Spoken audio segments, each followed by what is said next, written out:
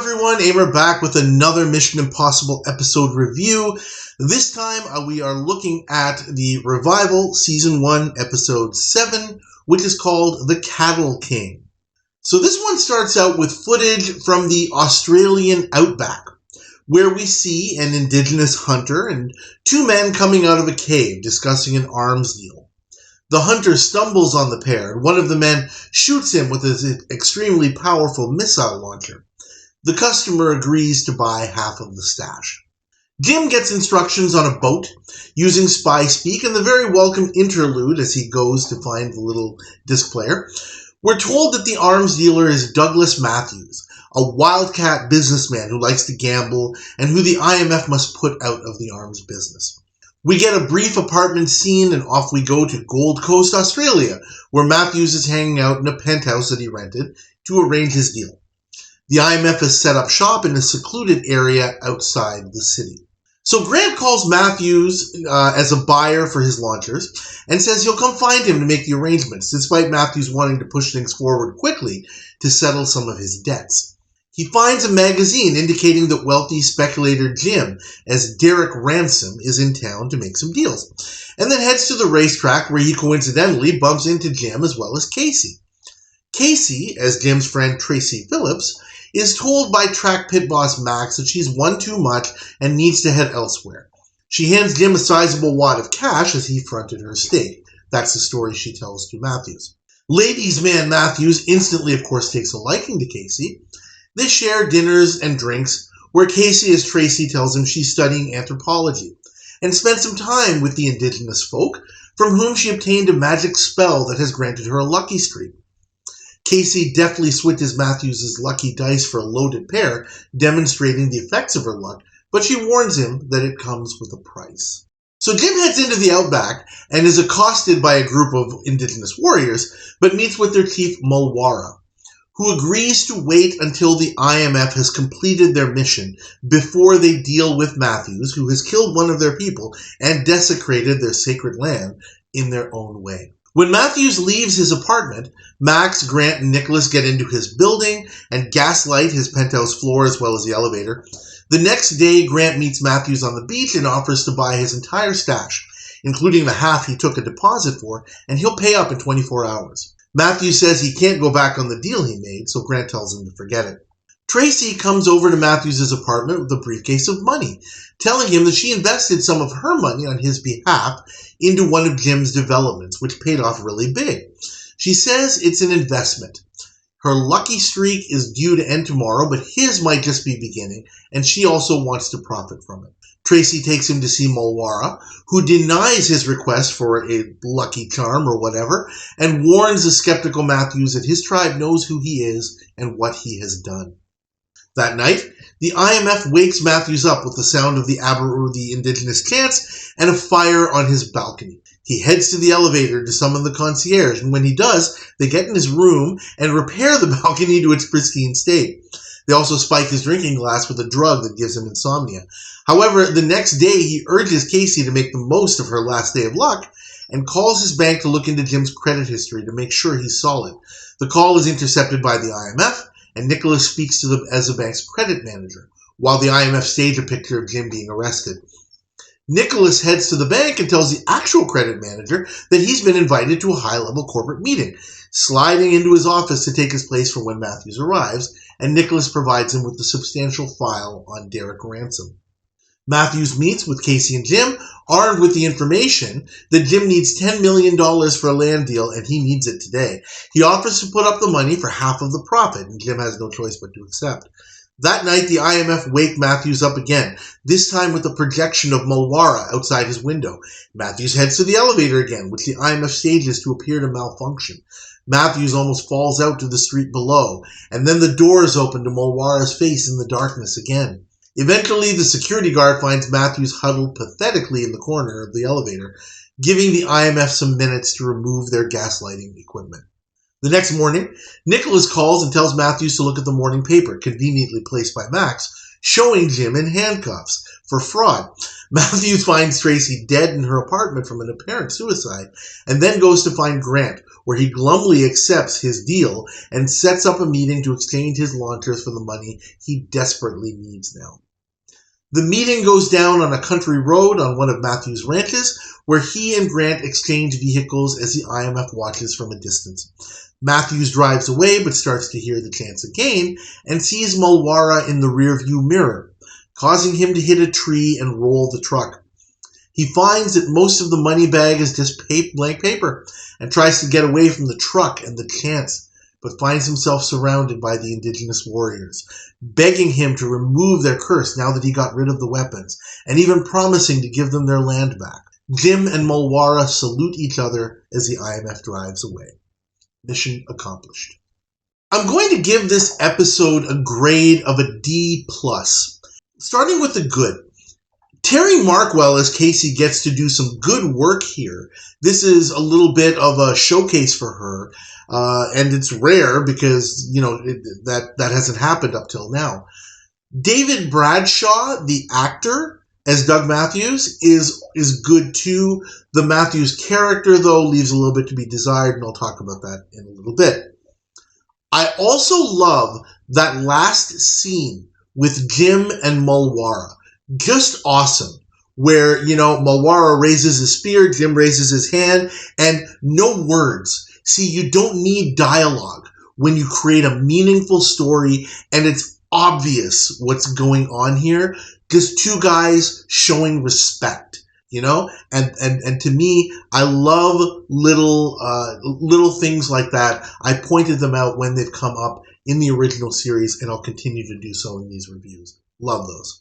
Some neat things, some things that I also wanted to mention. The moment where Nicholas goes to the bank and tricks the bank manager into leaving his office to go to a meeting. And it's funny how, Nicholas holds the door open as the guy's exiting the bank, and the guy says, "Thank you." And Nicholas is just like, "Yeah, you're welcome, buddy." That was also a pretty neat moment here. Some other things that I maybe just kind of like to point out just in terms of, the events and the stuff that happens in the episode. I looked it up. There's the Spinnaker apartment building that we see where Matthews has ostensibly rented the penthouse. It apparently actually exists as a resort sort of thing in a place called Mooloolaba, which is 2 hours north of Gold Coast, which is actually a city in Australia, in Queensland. And so I thought that was kind of interesting. It's a real place in Australia. How about that? Speaking also of the realities of the continent, I would love for somebody, if there are fans out there from Australia, to kind of enlighten me on how accurate or realistic this depiction of the indigenous people that were formerly known as Aborigines. I understand that term is not very politically correct nowadays. Again, I don't know too much about this. This is just from what I'm reading. I would really like to be enlightened about whether, there still are these tribes, who hold on to their, their lifestyles and their beliefs and things like that. I just really like to know. So if anybody can leave me something in the comments or about that, I would be very interested in hearing about that. Moving on to some stuff that's not good.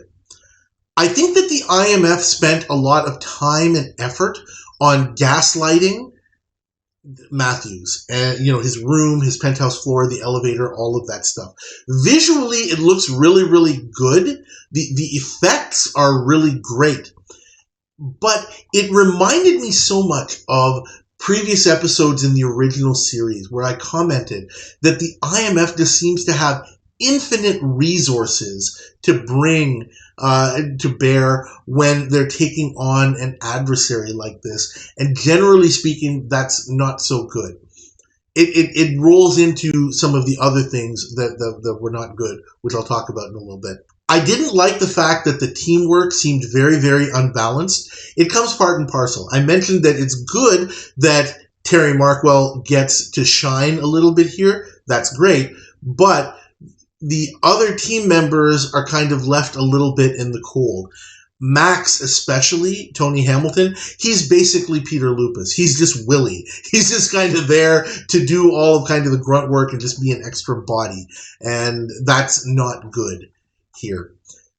There's some lame dialogue, as there almost always is in the Revival series. It's not too bad here, and there's not a lot of examples of it, but it's definitely there. I think the biggest thing, the reason I have to give this episode a low grade, a D+, is that Douglas Matthews, the character, is completely a lame schmuck. I was thinking to myself, how is a guy who is, this, frankly, dumb in many, many ways, and, unobservant, and not really self-aware or, perceptive of what's going on around him. How is this guy rich? I don't get it. So he's got those 2 kisses of death. He's not unengaging, I wouldn't say. We do kind of want to see how the story plays out, and it's not one of those situations where, I don't care what happens to this guy, although he's kind of close, and I can understand if somebody felt that way about him. So he's not like, say, Thomas Bachman from the original episode, The Fountain, but my gosh, he's just as ridiculous at certain times in terms of the way that he conducts himself and the way that he behaves.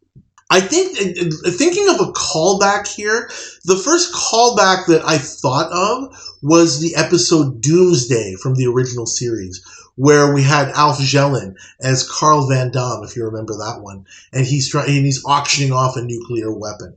That's the first one I thought of, but really the one that I think is the most, the best analog, I guess you could say, from the original series is The Visitors from season 6.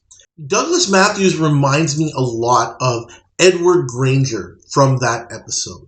A superstitious, self-aggrandizing, very lacking in certain powers of observation, lame schmuck. Both of those episodes use the supernatural in order to accomplish the mission, in terms of, giving the guy visions and, kind of, playing on that aspect of his personality.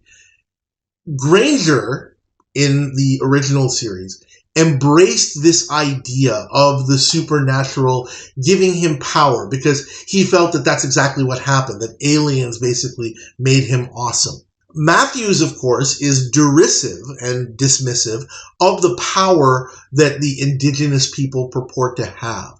He only buys into it because he's a lame, greedy schmuck and says, hey, it worked for this girl. He's gone completely gaga over Casey, much like, men in the original series used to do over Cinnamon Carter. And so he's like, yeah, well, what the heck? I have nothing to lose. If these guys give me some luck, like this girl got, fantastic.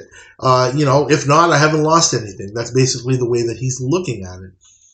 From a real world perspective, okay, I can sort of understand that. But given how we got to that point and then what happens after, the schmuckery is really, really, really evident here in terms of the Douglas Matthews character. I don't think there's a whole heck of a lot more to say about this episode, so I think I'm going to kind of leave it at that. I think that normally I want to say that for a lot of episodes, boy, there could have been some more there. I really don't see where it could come from in this episode. The story itself is not bad. It just suffers from some of the issues that I pointed out here that many of the original episodes also suffered from. As just, okay, it's a story, but it's just a story. And it has some of these problems that I pointed out here. And I think I'm going to leave it at that. This is a shorter review than most, and no problem there. Thank you guys, as always, for watching these videos. Please like this review video.